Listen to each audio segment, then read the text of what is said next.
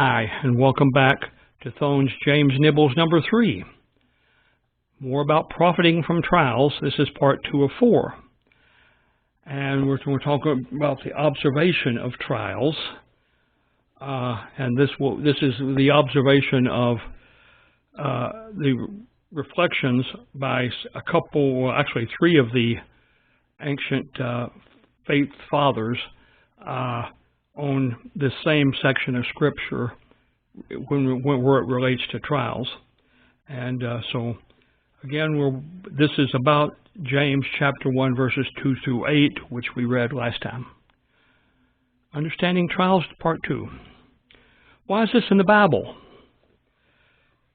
Different viewpoints of the nature of the trials of being a follower of Christ. So that's what we're looking at, for different viewpoints that are scripturally valid, not crazy science fiction schemes, but actual viewpoints.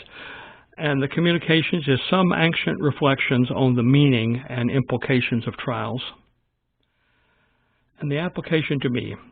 And here are the 3 sections, 3 readings that we have today.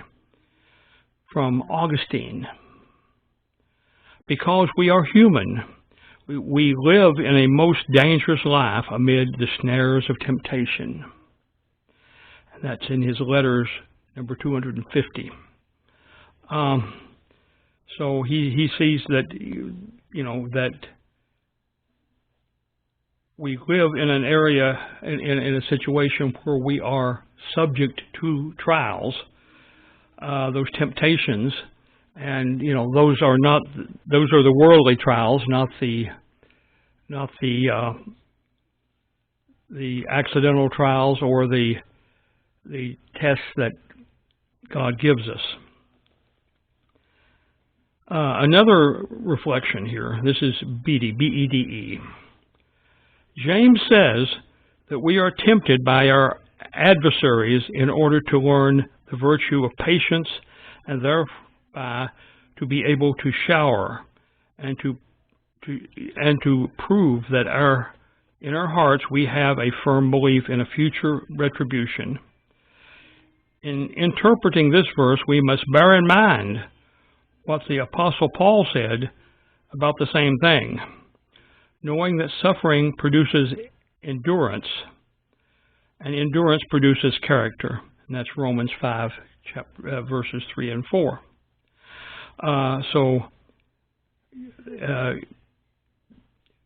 He's saying that really many of the temptations by our adversaries, that is, those who are not believers or those who believe that we're crazy to be believers or whatever, is something that gives us some meat to chew on as to how we should react to all kinds of situations which will happen later in our lives. This particular reading came from the book concerning the Epistle of Saint James. Okay, and then finally, Andreas. Why do trials produce patience? It is because patience brings those who experience it to perfection. Hey.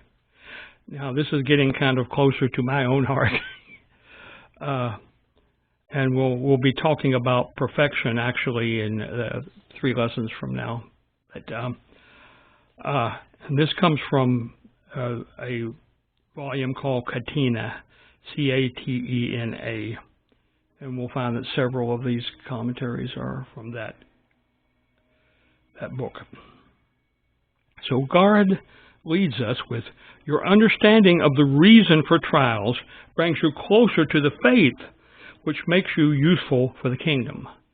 So this is like on-the-job training for witnessing and representing the kingdom. And that's a great way to look at it.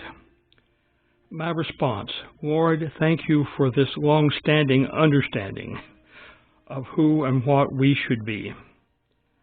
And I say long-standing because these 3 people who wrote nearly 2,000 years ago have similar ideas to what we have today in commentaries on Scripture. So this is our long-standing understandings. I never thought I could use those two words in the same sentence, side by side. But anyway, and this is we understand. We thank God that we have this kind of training available to us, so that when everything really gets rough, then we are prepared for that. So we'll see you next time.